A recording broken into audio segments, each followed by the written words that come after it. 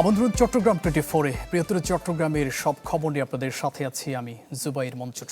বন্ধ হয়ে গেল চট্টগ্রাম ভিত্তিক শিল্প গ্রুপ এসালমের 10টি প্রতিষ্ঠান। দীর্ঘদিনের কাঁচামাল সংকট আর আর্থিক বিধিনিষেধের জেরে গতকাল দেয়া নোটিশের পর আজ থেকে তা কার্যকর হয়েছে।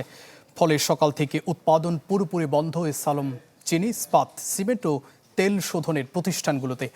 অবশ্য ধীরে ধীরে কারখানা স্থবির হতে থাকলেও গেল 2 বছর ধরে কর্মীদের বেতন দিয়ে আসছিল কর্তৃপক্ষ। আগামী 6 আগস্টের মধ্যে অবশিষ্ট বকেয়া পরিশোধের কথাও জানিয়েছে গ্রুপটি। কারখানাগুলো বন্ধে দিশেহারা হয়ে পড়েছেন কয়েক হাজার শ্রমিক কর্মচারী। তবে কর্তৃপক্ষ জানায় পুনরায় চালু হলে বিদায়ী কর্মীদের ফিরিয়ে আনা হবে। তবে অন্যান্য প্রতিষ্ঠান বন্ধ হলেও চালু রয়েছে বাঁশখালীতে চীনের সাথে সালমের যৌথ মালিকানার বিদ্যুৎ কেন্দ্র এসএস পাওয়ার। আমরা 3 শিফটে কাজ করতাম। 3 শিফটে 1200-1400 টন প্রোডাকশন হতো। বৃহস্পতিবার শুক্রবার শুক্রবার বন্ধ থাকবে। এখন দেখতেছি চাকরি চলে গেছে, চাকরি নেই। এখানে প্রায় 17 বছর চাকরি করেছি। আমাদেরকে কালকে এখানে ম্যানেজমেন্ট বলছে 1 তারিখ থেকে আর কাউকে আসতে হবে না। আমরা চাই সরকার একটু সহযোগিতা করুক, ওনাকে সহযোগিতা করে কোম্পানিটা আবার চালু করি। আমাদের যারা আছে, আমরা এখানে গরিব মানুষ, আমাদের কর্মসংস্থানের ব্যবস্থাটা করা হোক আবার। এখন এই মেশিনগুলো যদি অনেক দিন যদি বসে থাকে, অলরেডি নষ্টর দিকে আছে। বাকি যেগুলো আছে এগুলো 100% নষ্ট হয়ে যাবে বসে থাকতে থাকতে। তাইলে এই মেলটা পুরো স্ক্র্যাপ হয়ে যাবে। আমরা চাচ্ছি সরকারের সুদৃষ্টি আকর্ষণ করতেছি যাতে এই মেলটা যাতে আবার চালু করে, হয় মাসুদ সাহেব হোক বা অন্য মারফত হোক, যে কোনো মারফতে মেলটা চালু হোক। আগামী ডিসেম্বরে চূড়ান্ত হচ্ছে চট্টগ্রাম মহানগরের নতুন মাস্টার প্ল্যান। এর মধ্যে প্রকাশ করা হয়েছে খসড়া, যাতে আগামী 2 মাস গণশুনানির মাধ্যমে নেওয়া হবে মতামত। নতুন প্ল্যানে অন্তর্ভুক্ত হচ্ছে 5টি উপজেলার বেশ কিছু এলাকা। অতীতের মাস্টার প্ল্যানগুলোর মতো এবারেরটা যেন ব্যর্থ না হয়, সেজন্য সব সেবা সংস্থাকে এক ছাতার নিচে নিয়ে এসে পরিকল্পনা বাস্তবায়নের কথা জানান সিডিএ প্রধান। বন্দরনগরীকে পরিকল্পিতভাবে গড়ে তুলতে 1960, 95 এবং 2008-এ 3টি মাস্টার প্ল্যান প্রণয়ন করে চট্টগ্রাম উন্নয়ন কর্তৃপক্ষ সিডিএ, যার কোনোটিই বাস্তবায়ন হয়নি 20%। এবার চতুর্থবারের মতো মাস্টার প্ল্যান প্রণয়ন করছে সংস্থাটি, যার খসড়া প্রকাশ করা হয়েছে সম্প্রতি। যা চূড়ান্ত করার আগে মতামত নেওয়া হবে সব শ্রেণী পেশার মানুষের। সেটি তুলে ধরতে শনিবার এই সংবাদ সম্মেলন।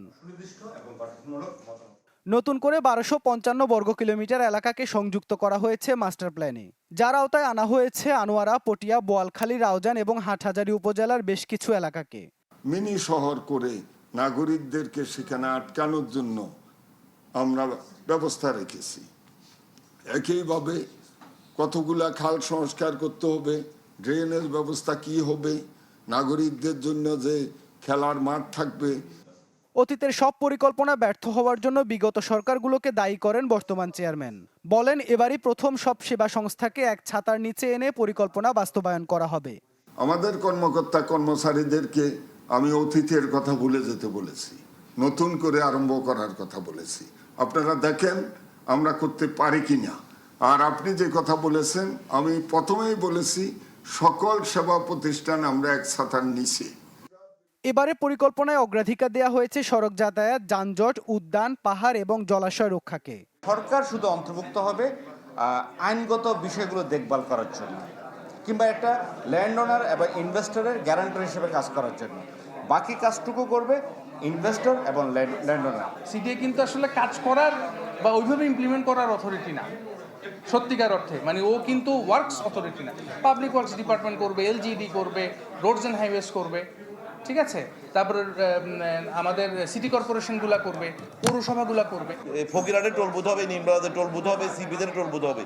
এগুলো সব সরকারের ডিসেম্বরের 15 তারিখের পরে এলিভেট এক্সেসে সম্পূর্ণ প্রকল্প সমাপ্ত ঘোষণা করা হবে। 2050 সাল পর্যন্ত সময় ধরা হয়েছে মাস্টার প্ল্যান বাস্তবায়নে। এটি প্রণয়নে ব্যয় হচ্ছে 35,37 লাখ টাকা, যা চূড়ান্ত হওয়ার কথা আগামী ডিসেম্বরে। ইবেন মীর, চ্যানেল 24, চট্টগ্রাম। চট্টগ্রামের পটিয়ায় কলা চুরির অভিযোগকে কেন্দ্র করে পিটিয়ে হত্যা করা হয়েছে মোহাম্মদ তোহা প্রকাশ তোহা মুন্সি নামে এক ব্যক্তিকে। নিহত তোহা পটিয়া মুন্সি সমিতির সাধারণ সম্পাদক। স্থানীয়রা জানায় গতকাল রাতে হাবিলাসদ্বীপ ইউনিয়নের মোনাফ হাজিপাড়ায় বাড়ির সামনে সন্দেহজনক ঘোরাঘুরি এবং কলাচুরি বিষয়ে জানতে চাইলে তোহার সাথে বাকবিতণ্ডায় জড়ায় আনোয়ার নামে এক যুবক। এক পর্যায়ে পরিবারের সদস্যদের নিয়ে এলোপাতাড়ি পিটিয়ে গুরুতর জখম করে তোহাকে। তাকে আশঙ্কাজনক অবস্থায় হাসপাতালে নেওয়া হলে বাঁচানো যায়নি। এ ঘটনায় আনোয়ার হোসেনকে আটক করে পুলিশ। কক্সবাজারে প্যারাসেলিং করতে গিয়ে ছিটকে পড়ে শফিক রায় নামে এক পর্যটকের মৃত্যু হয়েছে। দুপুরে দরিয়ানগরে এই ঘটনা ঘটে। শফিকের বাড়ি খুলনা সদরের বানিয়াখামার এলাকায়। এর আগে সকালে 9 বন্ধু মিলে ঘুরতে যান কক্সবাজারের পর যান প্যারাসেলিং করতে। এক পর্যায়ে তিনি ছিটকে সাগরে পড়ে যান। এতে পানিতে ডুবে তার মৃত্যু হয়। অভিযোগ, ফরিদ নামে এক ব্যক্তির মালিকানাধীন একটি প্যারাসেলিংয়ে এর আগেও দুর্ঘটনা ঘটে। এ কারণে সেটি বন্ধ করে দেওয়া হলেও আবারও চালু করা হয়। কক্সবাজারকে সারা দেশের রেল নেটওয়ার্কের সাথে যুক্ত করার পরিকল্পনা করছে সরকার, এমন কথা জানিয়েছেন রেলপথ প্রতিমন্ত্রী হাবিবুর রশিদ। দুপুরে রামুতে রেল লাইন পরিদর্শন করে তিনি এ কথা জানান। প্রতিমন্ত্রী বলেন, পরিকল্পনার অংশ হিসেবে প্রথমে পঞ্চগড়ের সাথে কক্সবাজারের ডুয়েল গেজ সংযোগ স্থাপনের প্রক্রিয়া শুরু হবে। এছাড়া চট্টগ্রাম কক্সবাজার রুটে শিগগিরই আরেক জোড়া শীতাতপ নিয়ন্ত্রিত ট্রেন চালুরও ঘোষণা দেন হাবিবুর রহমান। স্থানীয় সংসদ সদস্য লুৎফুর রহমান কাজল ও রেলপথ মন্ত্রণালয়ের কর্মকর্তারা পরিদর্শনকালে উপস্থিত ছিলেন।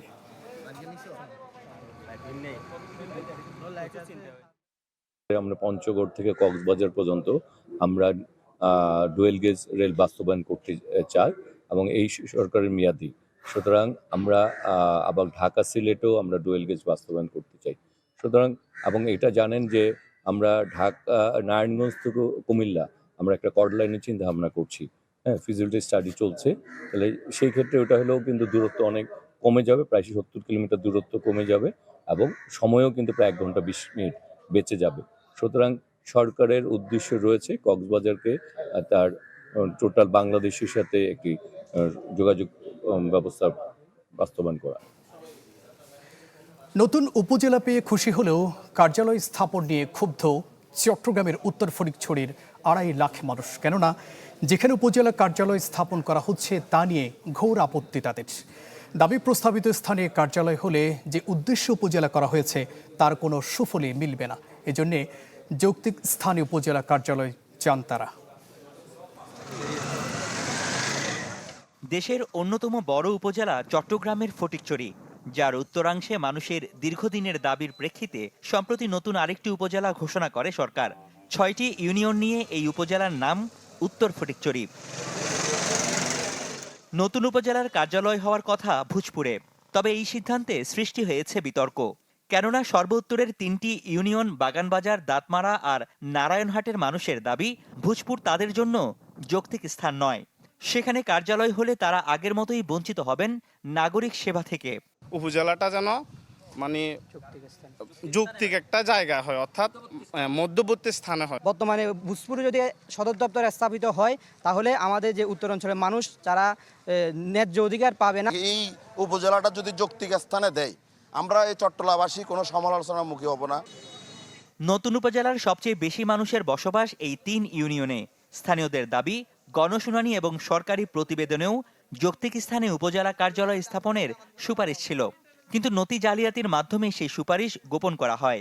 গণশুনানির রায় পরিবর্তন করেছে।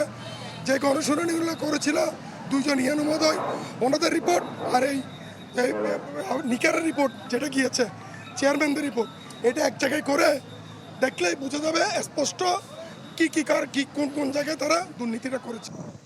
তবে নতুন এই উপজেলায় অন্তর্ভুক্তি নিয়ে আপত্তি আছে সুয়াবিল ইউনিয়নবাসীর। তাদের অভিযোগ, ভৌগোলিকভাবে এই ইউনিয়নটি উপজেলার দক্ষিণে হলেও অযৌক্তিকভাবে সেটিকে উত্তরে নতুন উপজেলায় যুক্ত করা হয়েছে। নবনির্বাচিত এমপি সাহেব, ওনার কাছে আমাদের সুয়াবিলবাসীর পক্ষ থেকে আমি আকুল আবেদন করতেছি যে কোনো প্রকারে আমাদের সুয়াবিলটা কেটে আমাদেরকে ফটিকছড়ির সাথে সংযুক্ত করার জন্য। ফটিকছড়ি উত্তর উপজেলা থেকে সুয়াবিলকে আসলে বাদ দেওয়া হোক, কারণ এখানে একজন মানুষের চায় না, বিশেষ করে আমাদের বিশেষ হাজিরকিল এবং সুবনছড়ি মানুষের জন্য মহা দুর্ভোগের কারণ হয়ে যাবে। সুয়াবিল ইউনিয়নে বর্তমানে 50,000 মানুষ আছে। এই 50,000 মানুষের জন্য এক দুর্ভোগের কারণ হবে নতুন উপজেলায় সম্পৃক্ত করার মাধ্যমে। অধিবাসীদের বৃহৎ একটি অংশের আপত্তি উপেক্ষা করে নতুন উপজেলা কার্যালয় স্থাপন করা হলে তেমন সুফল মিলবে না। তাই প্রয়োজনে নতুন করে জরিপ চালিয়ে স্থান নির্ধারণের দাবি স্থানীয়দের। রনি দত্ত, চ্যানেল 24, চট্টগ্রাম। কক্সবাজারের ঈদগাঁওয়ে গাড়ি তল্লাশি করে ৭৬ কেজি ২০০ গ্রাম গাঁজা সহ ২ মাদক কারবারিকে আটক করেছে র্যাব। আটক ব্যক্তির একজন ৬ মামলার আসামি। র্যাব জানায়, গতকাল চট্টগ্রাম কক্সবাজার মহাসড়কের মেহেরঘোনা এলাকায় বিশেষ তল্লাশি চৌকি বসানো হয়। এ সময় সন্দেহজনক একটি প্রাইভেট কারকে থামিয়ে জিজ্ঞাসাবাদ করলে চালক ও যাত্রী পরস্পর বিরোধী তথ্য দেয়। পরে তাদের লাগেজের ভেতরে থেকে সুকৌশলে লুকিয়ে রাখা বিপুল গাঁজা জব্দ করা হয়। আটক একজন নজির আহমেদের বিরুদ্ধে মাদক ব্যবসা সংক্রান্ত ৬টি মামলা আছে। আরেকজন রিয়াজুল বখতিয়ার, তারা স্বীকার করে আইন শৃঙ্খলা বাহিনীর চোখ এড়াতে ট্রলি ব্যাগে যাত্রী বেশি মাদকদ্রব্য পাচার করছিল।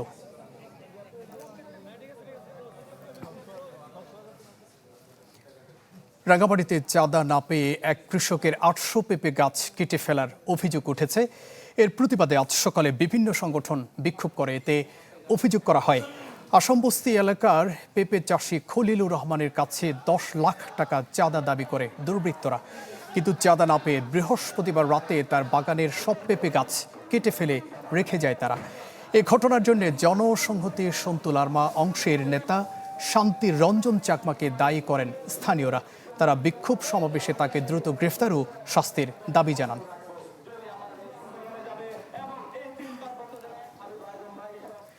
বান্দরবান সদর হাসপাতালে হাম আক্রান্তদের আর্থিক সহায়তা ও বিশুদ্ধ পানি দিয়েছে জেলা বিএনপি। সকালে সংগঠনের সদস্য সচিব জাবেদ রেজার নেতৃত্বে একটি দল রোগীদের পাশে দাঁড়ায়। বিএনপি নেতারা রোগীদের শারীরিক অবস্থা এবং চিকিৎসা সম্পর্কে খোঁজ খবর নেন। জানান, প্রধানমন্ত্রী তারেক রহমানের পক্ষ থেকে তাদের এই উদ্যোগ হাম আক্রান্ত রোগীদের মানসম্মত চিকিৎসা নিশ্চিত করতে প্রয়োজনীয় ওষুধ ও চিকিৎসা সরঞ্জাম এবং প্রয়োজনীয় জনবল নিশ্চিতে সংশ্লিষ্টদের তাগিদ দেন বিএনপি নেতারা।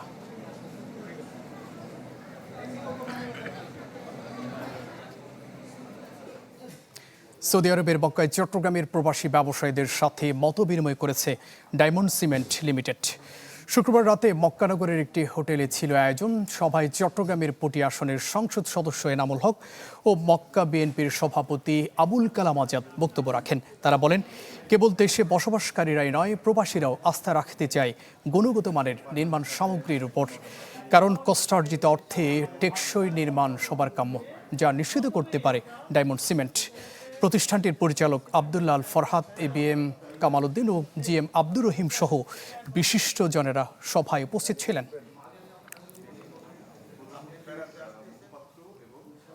চট্টগ্রামে সেন্ট প্লাসিডস স্কুল অ্যান্ড কলেজে শুরু হলো দুদিনব্যাপী বিজ্ঞান ও প্রযুক্তি মেলা। সকালে নগরীর পাথরঘাটায় প্রতিষ্ঠান ক্যাম্পাসে মেলার উদ্বোধন করেন চট্টগ্রাম বিশ্ববিদ্যালয়ের শিক্ষক প্রফেসর রুদ্র প্রতাপ দেবনাথ। ওল্ড প্লাসিডিয়ান্স অ্যাসোসিয়েশনের সাবেক সভাপতি ডাক্তার শ্রী প্রকাশ বিশ্বাস, ব্রাদার সুমন জোসেফ কসা ও প্রতিষ্ঠানের অধ্যক্ষ ব্রাদার শ্যামল সবুজ অনুষ্ঠানে বক্তব্য রাখেন। বক্তারা বলেন, বর্তমান বিশ্বে টিকে থাকতে হলে বিজ্ঞান ও প্রযুক্তির বিকল্প নেই। তাই স্কুল পর্যায়ে এ বিষয়ক পাঠদান বাড়াতে হবে। মেলায় বিভিন্ন স্কুলের স্টল রয়েছে।